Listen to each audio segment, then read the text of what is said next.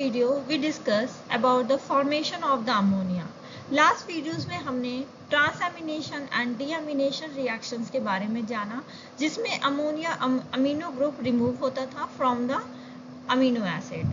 And in this video we discuss कि ammonia कैसे form होता है, ट्रांसपोर्ट होता है और अमोनिया का क्या सिग्निफिकेंस है इन द बॉडी।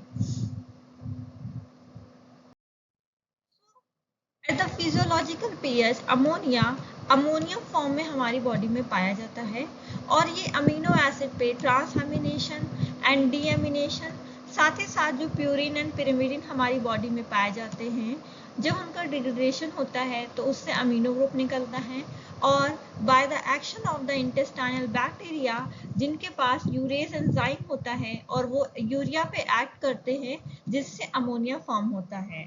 तो through the transamination and deamination reaction, purine and pyrimidine के डिग्रेडेशन से एंड द इंटेस्टाइनल बैक्टीरिया का यूरिया पे एक्ट करने से अमोनिया का फॉर्मेशन होता है।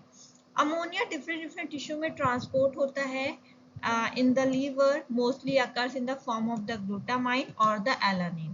तो हमारी बॉडी में अमोनिया जो है ट्रांसपोर्ट होता है in the form of glutamine and the alanine और अमोनिया फ्री फॉर्म में नहीं पाया जाता है। एलानिन मसल से अमोनिया को ट्रांसपोर्ट करता है to the liver and then वहां पर फिर से वो हेल्प करता है एनर्जी जनरेशन में। तो जो एलानिन अमोनिया को मसल से लीवर में ट्रांसपोर्ट कर रहा है, वो ग्लूकोज एलानिन साइकिल के थ्रू करता है। सो ग्लूटामाइन का क्या रोल है अमोनिया को ट्रांसपोर्ट करने और स्टोर करने में? So let's we discuss. So glutamine is the storehouse of the ammonia and it is present at the highest concentration at 8 mg per dl in the adults in the blood among the amino acids. Glutamine serve as a storage and transport form of ammonia and it is mostly synthesized occurs in the liver, brain and the muscle. Ammonia is removed from the brain predominantly as a glutamine. तो अगर कभी भी body में toxicity या ammonia ज़्यादा हो जाता है तो इसको रिमूव किया जाता है in the form of glutamine.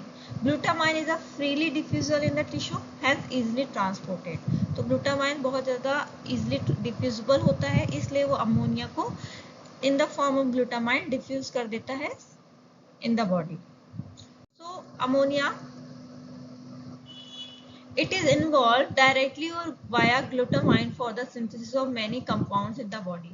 तो अमोनिया डायरेक्टली और या फिर इनडायरेक्टली ग्लूटामाइन के फॉर्म में भी हमारी बॉडी में कई कंपाउंड बनाने में हेल्प करता है। साथ ही साथ non essential amino acid, purine and pyrimidine, amino sugars और एस्पार्जिन बनाने में भी इसका रोल होता है अमोनिया का।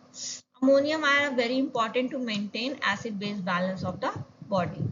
सो ग्लूटामेट के साथ अमोनिया, जो कि अमोनियम आयन है, अमोनियम ग्लूटामेट के साथ in the presence of glutamide synthetase glutamine को फॉर्म करता है और ग्लूटामाइन इजीली डिफ्यूजिबल होता है इन द टिश्यू।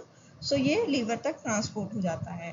जब भी ग्लूटामाइड को ग्लूटामेट में कन्वर्ट करना होता है तो ग्लूटामिनेज एंजाइम होता है जो कि यूरिया में पाया जाता है, किडनी में पाया जाता है, वो ग्लूटामाइन को ग्लूटामेट में कन्वर्ट कर देता है और अमोनिया निकल जाता है। यही अमोनिया यूरिन के थ्रू एस्पिरेट भी हो सकता है और या फिर साथ ही साथ ये different non essential amino acid, purine या पिरिमिडिन बनाने में पार्टिसिपेट भी कर सकता है।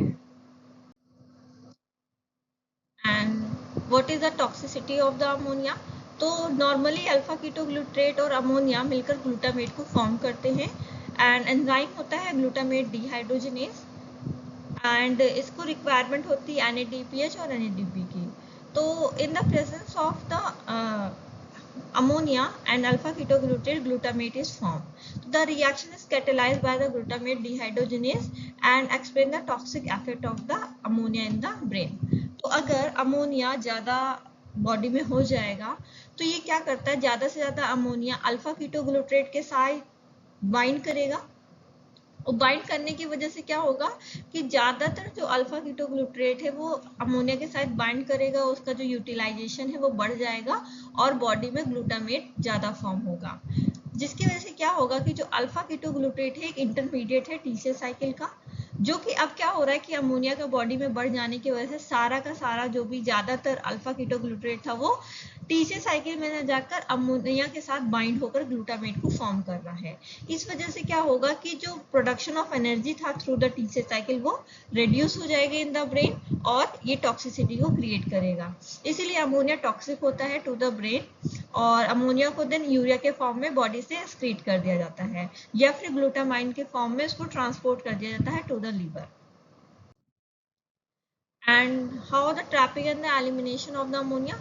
और इफ अगर किसी भी पेशेंट को या पर्सन को हाइपर अमोनीमिया हो जाता है तो उस पेशेंट को intravenous sodium benzoate and phenyl lactate दिया जाता है जो कि क्या करता है कंडेंस हो जाता है with the glycine and the glutamate to form the water soluble product that can be easily excreted.